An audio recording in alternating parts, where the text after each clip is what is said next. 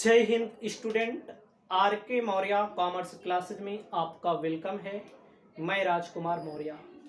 इस क्लास के माध्यम से प्रायिकता सिद्धांत चैप्टर की शुरुआत कर रहे हैं हिंदी मीडियम में। जो स्टूडेंट हमारे चैनल पर आए उनको मैं बता दूं, BCom, MCom, BBA, MBA, 11, 12 commerce का पूरा सब्जेक्ट अच्छे से उपलब्ध है, बशर्ते आपको पढ़ना पड़ेगा। इस चैप्टर में मैं अभी शुरुआत कर रहा हूँ, थ्योरी मैंने लिखा है, अभी आगे भी मैं आपको बताऊंगा।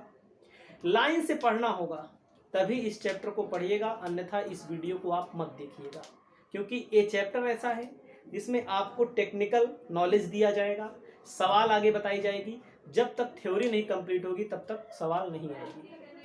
और पेपर में जो पूछा जाएगा, पेपर में प्रायिकता सिद्धांत के बारे में पूछा जाएगा, प्रायिकता से आशय पूछा जाएगा, तो एकदम सटीक। और जिनको लगता है कि मैं थोड़ा धीरे धीरे बोलता हूँ, मतलब कि स्पीड कम है, तो हमारे ऐप में भी ऑप्शन होता है स्पीड बढ़ाने का, और यूट्यूब पर भी ऑप्शन होता है।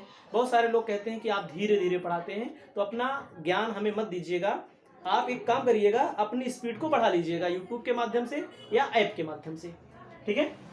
तो प्रायिकता सिद्धांत क्या कहा गया है? सामान्य जीवन नॉर्मल जीवन में कहा गया है, संभावना या प्रायिकता शब्द आपस में मिलते हैं। कौन कौन से शब्द? संभावना शब्द और प्रायिकता शब्द आपस में क्या होते हैं? एक दूसरे से मिलते हुए। याद रखिएगा इतना। परंतु वास्तव में संभावना सिद्धांत का अध्ययन, ध्यान दीजिएगा, वास्तव में जो संभावना सिद्धांत का अध्ययन किया गया 17वीं शताब्दी में किया गया। किस शताब्दी में? 17वीं शताब्दी में। कहां पर किया गया? यूरोप में किया गया। यूरोप में किसके द्वारा? जुआरियों से प्राप्त हुआ। वो जुआरी का मतलब जो जुआ लगाते हैं, जो सट्टा लगाते हैं। याद रखिएगा हमारी बात को। संभावना और प्रायिकता दोनों एक है सामान्य भाषा में, लेकिन अगर हम अध्ययन करने की बात आते हैं संभावना सिद्धांत के अध्ययन पर, तो हमको कहाँ मिलता है? 17वीं शताब्दी में यूरोप में जुआरियों से संभावना सिद्धांत का उद्भव मिलता है। याद रखना हमारी बात को। कहता है जो भाग्य की देवी, ध्यान दीजिएगा, बहुत सारे लोग कहते हैं ना, भाग्य में रहेगा तो नौकरी मिलेगी, नहीं तो नहीं मिलेगी।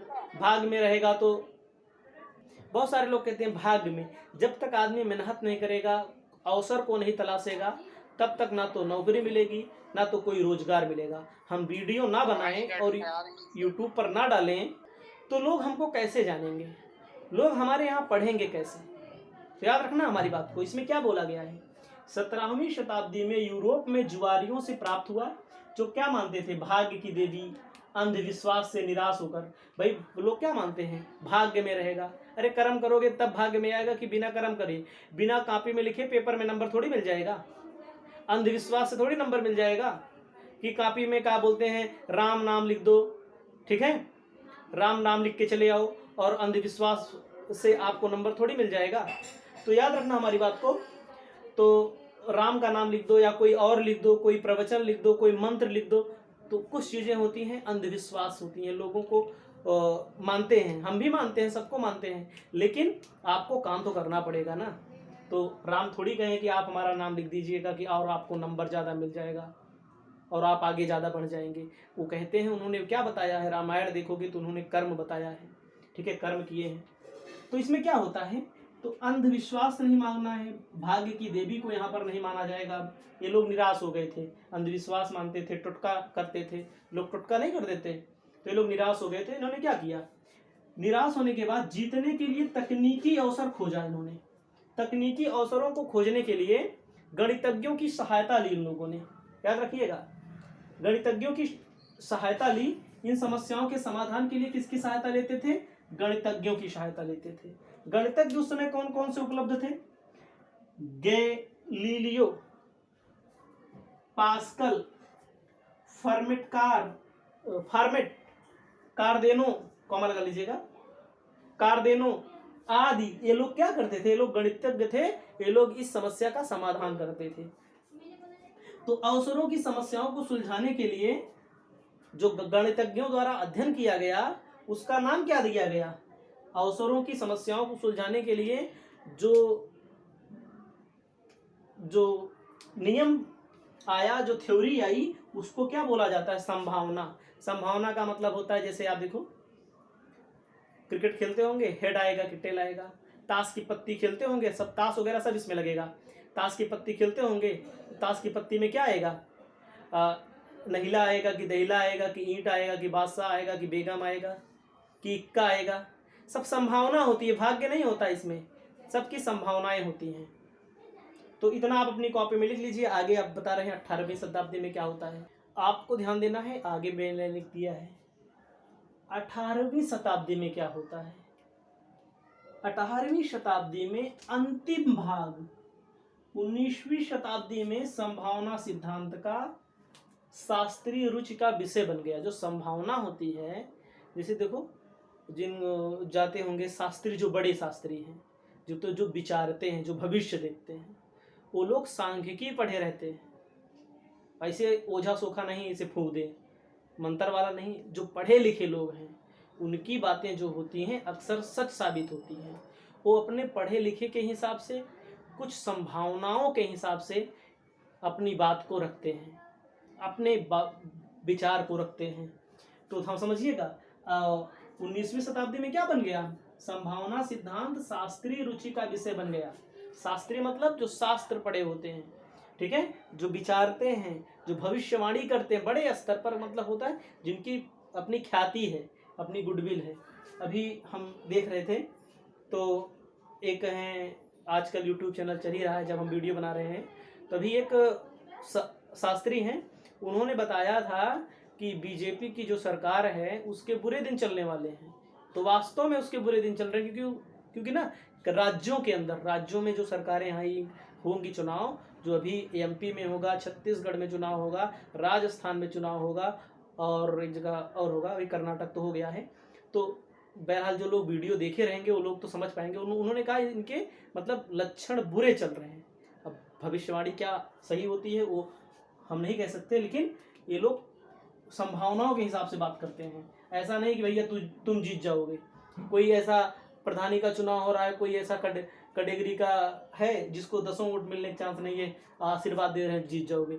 यहाँ पर संभावनाएं तलाशी जाती हैं। इस समय कौन थे 19वीं शताब्दी में? Laplace, Gauss, de Moivre, Nicolaus, Bernoulli, Euler ने इस सिद्धांत को विकसित किया 19वीं शताब्दी में।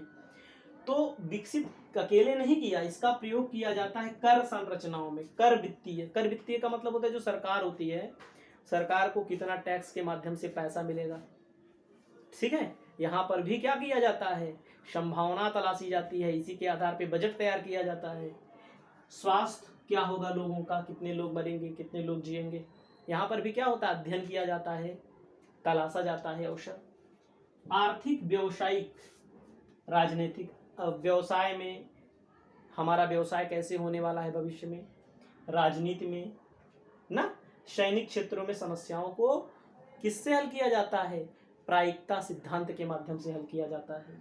20वीं शताब्दी में आर.ए. फिशर, जो आप फिशर का गुणांक पढ़ते हैं, कार्ल पियर्सन पढ़ते हैं, 20वीं शताब्दी वाले जो हम लोग बुक पढ़ते हैं, कार्ल पियर्सन का विषमता गुणांक पढ़ोगे, फिशर का पढ़ोगे इंडेक्स नंबर। इन लोगों ने भी, जे लेमन ने भी, इन लोगों ने क्या किया है? 20वीं शताब्दी में भी इन लोगों ने अध्ययन किया और विकास करने में इसका योगदान दिया। तो परिभाषा एक कही गई है, कहा गया है संभावना सिद्धांत का महत्व केवल ताश अथवा पासा खेलने वालों के लिए ही नहीं है। ज़्यादातर लोग सोचते हैं ताश वाले में, जैसे हमने एग्जाम्पल अभी इसके पहले बताया था, ताश वाले में ही और पासा वाले में ही नहीं होता है। इसका सिद्धांत कहाँ होता है?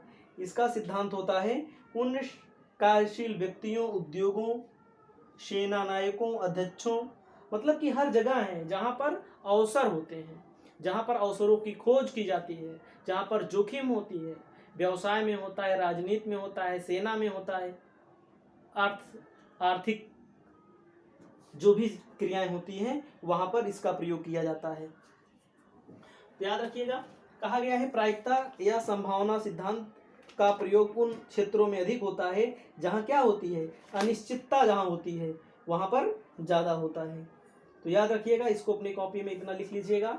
मतलब कि याद रखना है, क्या बोला मैंने, जहाँ पर अनिश्चितता अधिक होती है वहाँ पर ज़्यादा होता है। इसके बाद आपको बताने जा रहे हैं अवधारणा। क्या अवधारणा? आधारभूत अवधारणा।